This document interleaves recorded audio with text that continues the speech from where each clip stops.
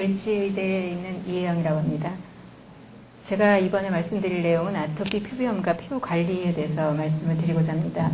아토피, 지금 선생님께서 말씀하셨듯이 치료에만 의존할 수가 없기 때문에 어떻게 하면 예방을 하는가 이렇게 중요하다고 생각을 합니다. 그래서 이 아토피 피부염은 이제 진단이 가장 중요하겠죠. 그러니까 모든 사람이 가렵다 해서 모든 습진이 다 아토피는 아니기 때문에 어렸을 때 아토피는 이제 여기 지금 이제 태열이라 그래가지고 어린애들이 열이 있다 그렇게 얘기를 하죠. 그래서 볼인 데가 굉장히 빨갛고 그런데 심하면 이제 진물도 날 수 있고 부어오르고 우리 애가 벌이 발그름하면 이쁜데 이게 이제 지나치게 되면은 이제 굉장히 열이 화끈화끈거리고 애들이 잠도 못 잘 수 있고 그렇죠.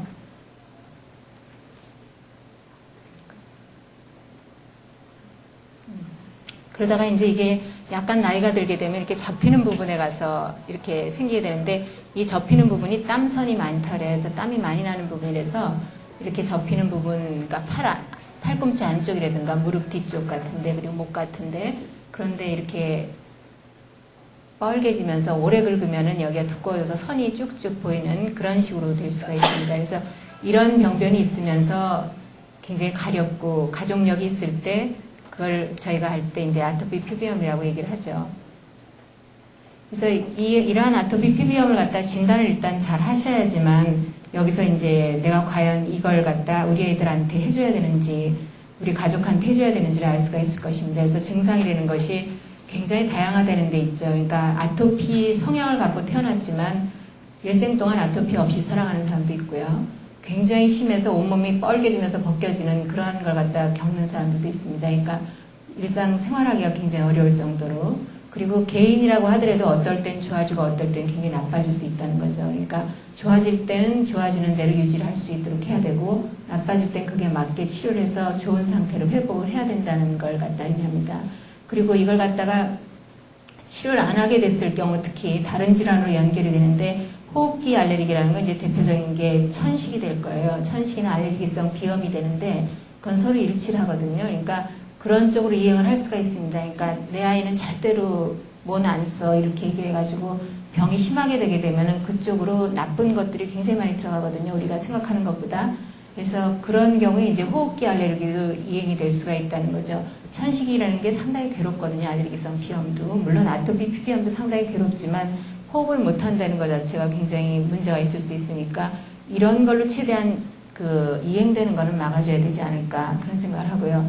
아토피 피부염이 있는 경우 이게 옛날에 주부습진이라는데 요새는 뭐 남자도 일을 하니까 수부습진이라고 얘기를 바꿨습니다. 그래서 이러한 수부습진이 생길 수가 있기 때문에 이 아토피 피부염이 있는 사람들은 직업을 선택할 때 물을 많이 만지는 직업은 선택하지 않도록 하셔야 돼요. 그래서 그러니까 식당 일을 한다든가 꽃꽂이를 한다든가 뭐 이런 거요. 요리사, 뭐 미용사 같은 경우도 물을 많이 대야 되기 때문에 그런 경우는 별로 안 좋은 것으로 되어 있습니다.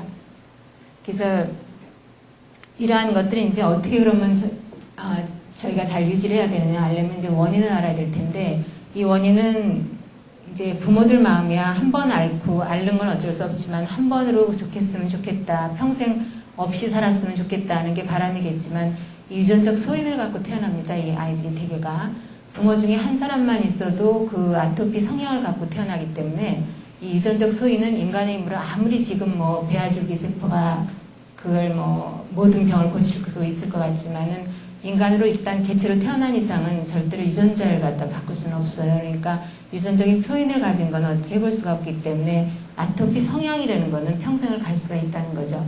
그래서 이건 낫는 병은 아닙니다. 그러니까 무리한 그 바람을 가지고 가족을 희생시키거나 그래서는 안 될 거라고 생각을 하고요.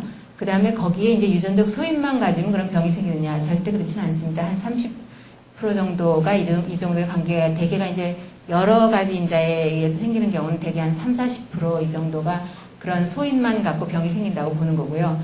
다른 환경적인 일이라든가 이런 심리적인 요인, 면역학적인 요인, 양리적 요인 이런 게 총 망라해서 이제 생기는 거니까 결국은 고칠 수 없다 이렇게 얘기를 하는 거가 되겠죠. 그래서 이런 것들이 있기 때문에 무리하게 생각을 하지 마시고 고칠 수 없을 때 이제 어떻게 그러면 해야 될 것인가를 갖다 잘 생각을 해야 되겠죠. 어떻게 그래서 이제 치료를 갖다 그러면 어떻게 해야 되겠는가?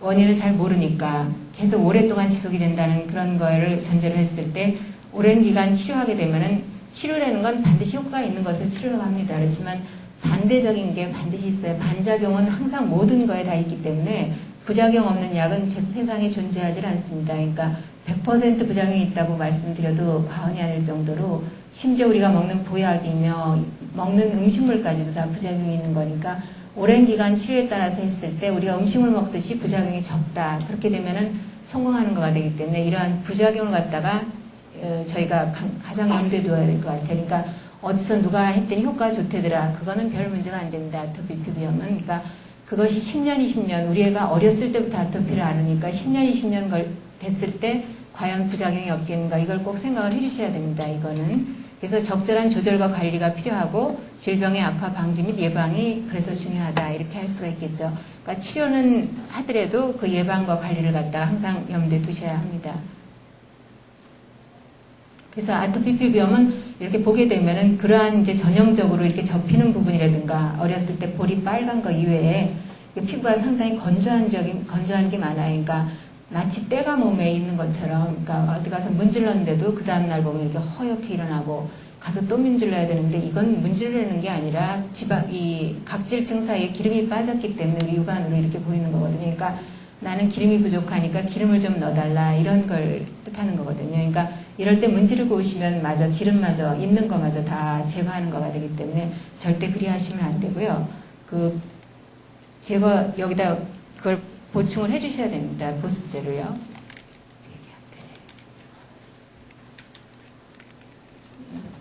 그래서 그리고 또 이제 보게 되면 아까 수습진이라고 얘기했듯이 이렇게 손바닥 같은데 일을 많이 하면 가장 먼저 생기는 게 손가락 끝에 이렇게 뻘개지는 경우가 많아요.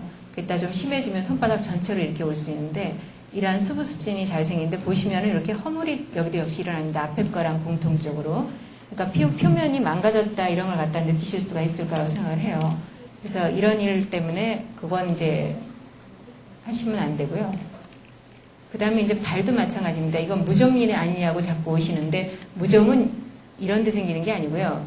곰팡이는 습기 찬 데 잘 자라거든요. 그러니까 이렇게 막혀 있는데 이렇게 접히는 부분에 잘 생깁니다. 이건 접히는 부분이 아니기 때문에 이런 경우 이제 어린애들은 또 웬일인지 모르지만은 그 어른하고 달라서 무좀이 잘 안 생겨요. 그러니까 특정한 아이 빼놓으면 무좀이 잘 안 생기는데 이런 경우가 무좀약을 바르고 오시는데 그러면 별로 좋지가 않거든요. 그러니까 이렇게 여기도 역시 허물이 벗겨지죠. 그러니까 이게 효과적으로 외부에서 들어오는 해로운 물질을 막을 수 없다 이런 걸 갖다 뜻하게 되겠죠. 그래서 그리고 또 잘생기는 부위가 눈인데요. 눈 주위에 이렇게 잘생기게 되거든요. 그래서 이런 데도 또 이렇게 보면 희끗희끗 일어나게 되고 역시 같은 공통점을 보여드리는 겁니다. 어디든지 생길 수 있는데 다음 입주위도 마찬가지고 입술이 이렇게 이제 선이 가게 되겠죠. 그래서 입술에 우리 보통 이런 선이 있는데 이 선이 없어지는 경우가 많이 있습니다. 그래서 여기도 보게 되면 이렇게 허옇게 일어나면서 결국은 각질층이 망가지는 그런 걸 갖다가 공통점으로 볼 수 있고요. 다음.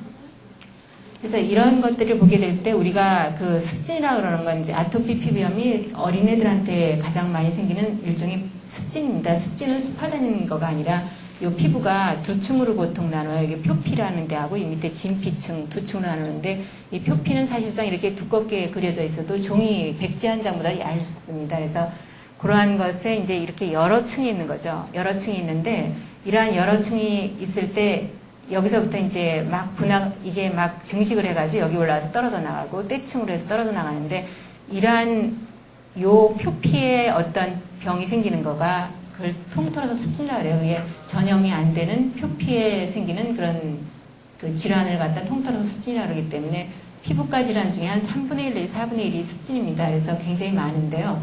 아토피 피부염은 이 습진 중에 하나에 불과한 거거든요. 그러니까 여기에 지금 병이 있는 거죠, 이쪽에.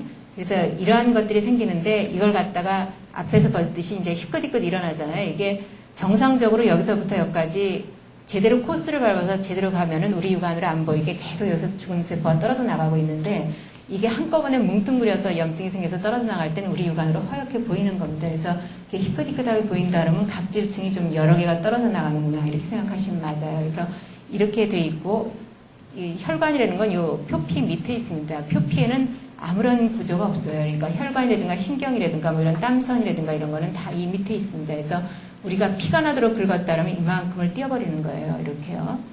그래서 나중에 보여드리겠지만 이게 아토피가 되게 가려워서 피가 나도록 긁거든요. 그럼 이만큼은 다 떨어져 나간 거예요. 그 다음.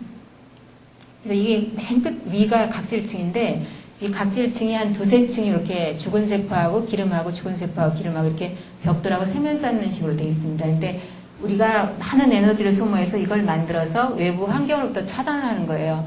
그 우리 몸에서 가장 넓은 기관이 피부인데 그 피부가 외부 환경하고 상당히 많이 노출이 되어 있기 때문에 직접적으로 말하자면 이제 최전방에 해당되는 거겠죠. 그래서 이러한 각질층이 굉장히 견고하면은 국경선이 견고해서 적군이 침범할 수 없는 그런 상태가 되는 거고요. 이게 허술하게 되면은 어디든지 와서 직접거리면 이제 무너질 수가 있는 거죠. 국경선이 무너지고 나면 전쟁은 반드시 일어나게 되어 있습니다. 그러니까 그런 걸 갖다 감안하실 때 어떻게 해서든 여기를 사수하는 방향으로 해줘야 된다는 걸 생각할 수가 있을 거예요. 근데 이거는 맨 위에 굉장히 조그만한 2층 정도밖에 안 되거든요. 전층이 아까 그 백지 한 장보다 얇다 그랬으니까 이거는 거의 그 스카치 테이프로 몇 번 이렇게 하면 떨어져 나가는 거거든요. 근데 피가 나도록 한다는 건 이거는 물론 없어졌고 이 위로 밑으로 이만큼이 없어진 거거든요. 그러면